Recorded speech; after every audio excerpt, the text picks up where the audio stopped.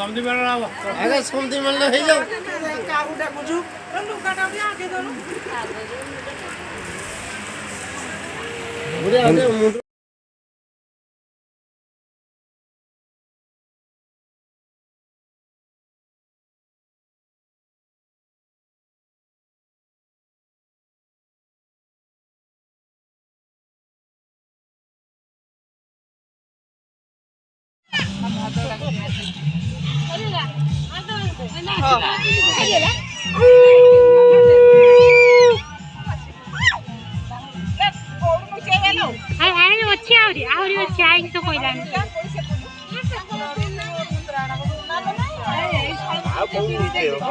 आउ कोठी धरा सरलानी आ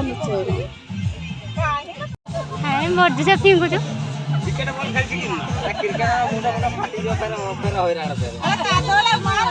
कादो कोन भोले के मानो आ सतरा आने से पकई हां दे दो बोल सर हां देखियो हां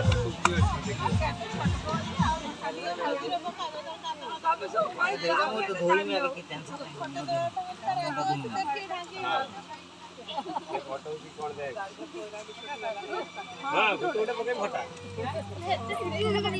आगे जूर उठी जूर जूर जूर पता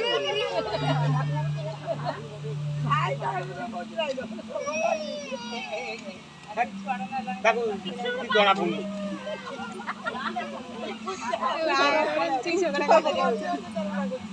आइ गुटा जिवे